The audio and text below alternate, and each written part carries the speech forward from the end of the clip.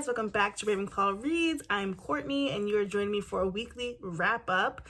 Hello to those that are just finding my channel. Be sure to like, comment, subscribe, check out my content. I think you'll like it here. Those that are returning, so glad to have you back. Last week, I also did a weekly wrap-up versus a weekly vlog. I think I'm going to go that direction for a little bit just for the time period in my life. It's just a little busy right now, and so while I am reading, I'm not getting a chance to like talk about what I'm reading every day.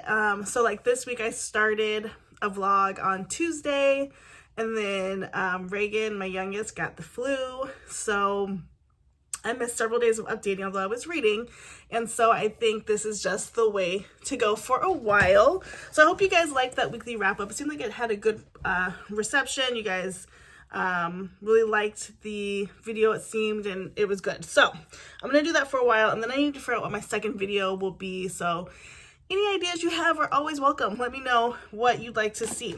But I want to tell you what I read this week. It was a really good reading week. This week I read 5 books, and I'm in the middle of reading one right now. And so I feel like that's a really good book for me, so let's get into it.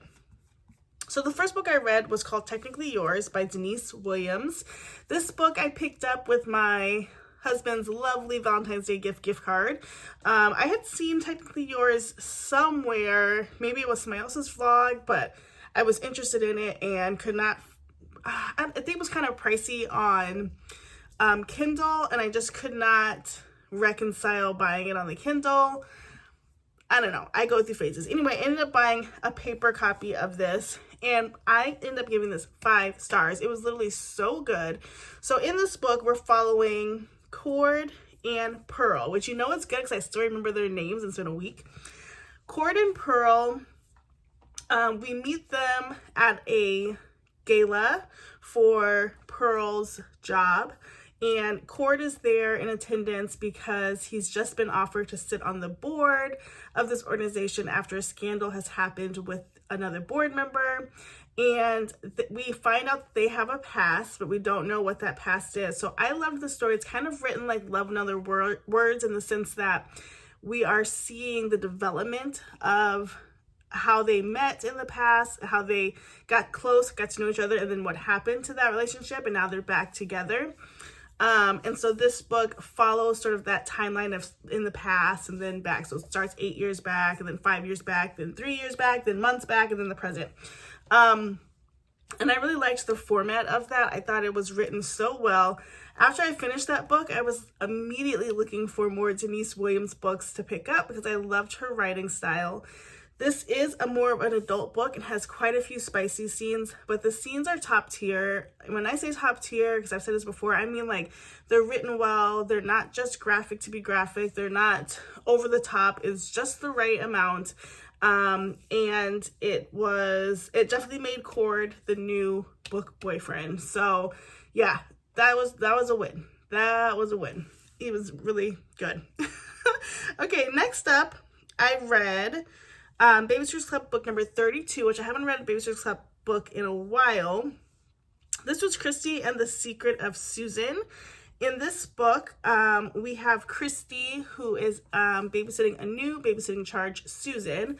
Susan's mom has reached out to the club to have somebody watch Susan in the afternoons twice a week for a month while she is in town.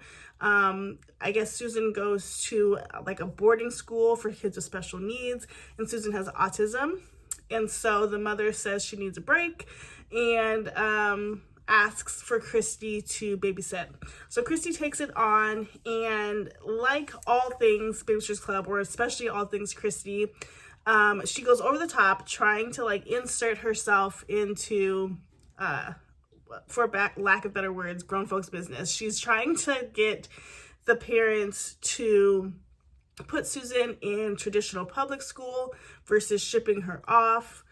I did end up giving this book 5 stars as well. I thought it was a really interesting to read how autism is depicted or was depicted in the early 90s, especially with what we know now about autism. In the book, Susan is sort of like an idiot savant in the sense that she does not speak, but she does play the piano exceptionally well. She can hear a song and immediately play it. She can, if you tell her a date like February 3rd, she can tell you, or February 3rd, 1886, she can tell you what day of the week it is. So she has like these really interesting talents. In this book too, we have a B plot, right? So every book has like an A and B plot. So the B plot in this book is that a new group of kids move in. They're from Australia. They're being picked on quite a lot. And so in an attempt for the club members to get Susan to make friends, they befriend the Australian boys. The oldest boy in that group, Mallory has a crush on. So we're getting her like first liking a boy. And then we get a side of some bullying, right? So we have the bullies that are messing with the Australian kids. And then for some reason, Christy lets one of them come in and he kind of sees Susan's talent and he starts charging kids to go ask her one of her talents. And so definitely not okay and not right. So it's interesting to see that perspective. But overall, I thought the book was really well written. And again, it was just interesting to see the way that autism is written about in the early 90s. Next up, I read Girl Abroad by Elle Kennedy. I have been on the fence with Elle Kennedy for a hot minute, but I was excited when her book came out because it came out in January, and I just didn't feel like there were a lot of new books that came out at the beginning of the year. So when new ones did, I hopped all over it. I also picked up Tessa Bailey's Fangirl? I think it's Fangirl, and I'm not excited about that one either, but I was excited that there were new books out. So I picked up Girl Abroad, and I had been sort of putting it off, but I finally did read it, and read and skim. So it's about 482 pages, which is way too long for an Elle Kennedy book. It doesn't need to be that deep or that real. In this book, we're following a young girl who is going abroad to London, and she has been getting situated with flatmates through like a community board, or like all the exchange students or people going abroad have like a connector that could find out who they want to live with. Anyway, she goes to the flat with expecting to find 4 female roommates or 3 female roommates, and she finds 3 male roommates. And so first she's really taken aback, and she doesn't want to call home or say anything because her dad is a single dad, and he's already very worried about her going to London, thinking about the crime and just the unknown parts. And so he's very concerned. So she decides she's not going to tell him. She's just going to muscle through. So in the house, you have Lee, who is gay, and so she doesn't have to worry about him and being attracted to him necessarily.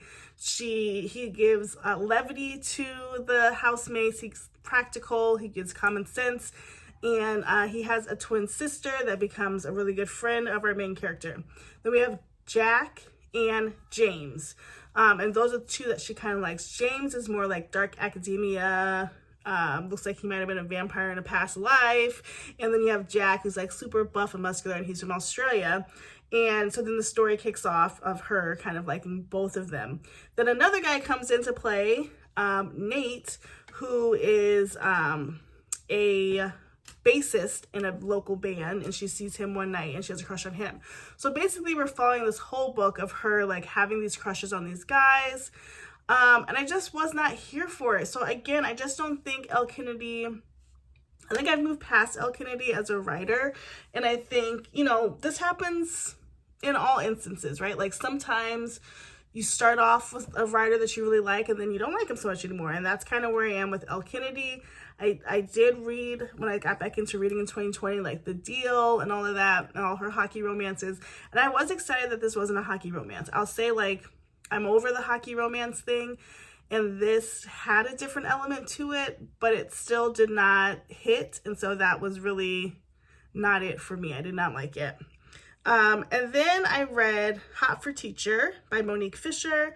I heard about this on another channel. I really tried to, I was going to formulate a video of like Black authors to get into during Black History Month, but I was conflicted because one, I'm working to diversify my own reads, and so I didn't feel like I had a genuine list to share because I'd be digging up from what I've heard, but haven't actually read. So I wanted to really invest in reading more authors of color or diverse backgrounds, which I have.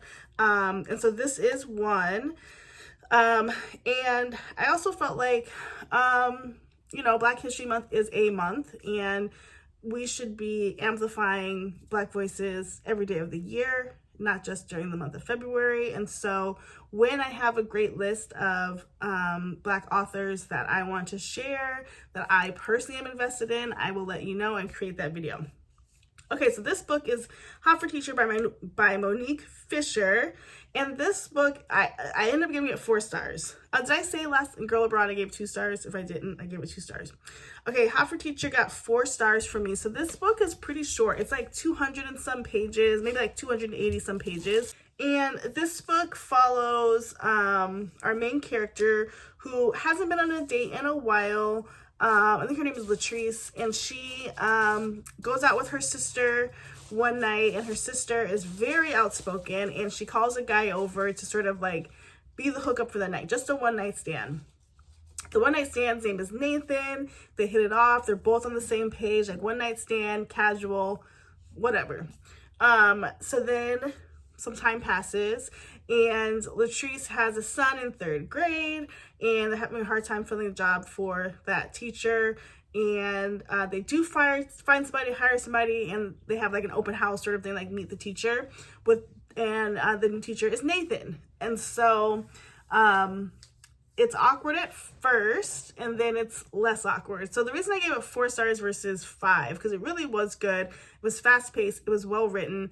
The thing I disliked the most, and this is really nitpicky, was like the transitions. So it would be like, from one scene to the next, there was no smooth like way to transition. Or even if like you have a hard transition, sometimes authors will put like a break or like some type of note that you are moving to a whole different conversation, and that didn't happen. So it'd be like they're in the bed or they're talking, and next thing you know, she's giving her son cereal. Like, it just didn't make sense to me. Also, I know it was a short book, but they went from like one night stand to let's never talk about it to I'm in love with you and I want to move in with you, and like so quickly. And I think that is a new pattern that's happening in romance books. I don't know how I feel about it, but that is why I gave it 4 stars, but still really, really good. I highly recommend. And then I read the last book I read this week, I just finished it today, was Babysitter's Club, book number 33, Claudia and the Great Search. This book I actually recently read. So this was a pretty quick read because I had already remembered so much of it. But basically in this book, Janine is getting lots of glory for her abilities in school, and Claudia not only feels jealous but also feels like disconnected. So she begins to believe that she's adopted, and she's trying to prove that. And then the B plot is around Christy's adopted little sister Emily, who is having some learning struggles, and Claudia helps her sort of get on track or start some strategies around like speaking and playing appropriately. And so that is that book. I gave the book 4 stars because I kind of whipped through that kind of fast, and last time I read it was 4 stars. I love the Claudia books, and so that one was pretty good. Then I'm not anywhere near done, but I decided to pick up a thriller because I just was feeling I didn't want a romance right now. And so I picked up First Lie Wins. This is by Ashley Elston. This book has been pretty popular. I got it in my January Book of the Month club. I haven't gotten a chance to read it yet, and it's already starting out really good. So this book is following Evie, and she is living with a guy named Ryan. She just kind of moved in with him. They're dating. We know that Evie is not who she says she is, but we don't know why she's not who she says she is. And I'm at a part, I'm only on page 60, but I'm at a part where she just met another woman within their sort of friend circle who has Evie's real name and real backstory. And so she's trying to figure out like what's going on because something has happened. So I'm still in the dark about what is what, but it's a really quick read. I love the way it's written. Like I said, it's very fast paced and pretty interesting and intriguing. So it's definitely a page turner. So that is what I read this week and what I'm currently reading. I think I will keep this format for a couple weeks, so comment down below how you like the weekly wrap-up versus the daily reading vlog. I think, like I said, for time purposes, this just might be what it is for a while, but I like it. I like going over all the books at one time. Also, comment down below if you read any of these books or if any of these books sound intriguing to you. And I will talk to you in my next video. Don't forget to like, comment, and subscribe. See you later.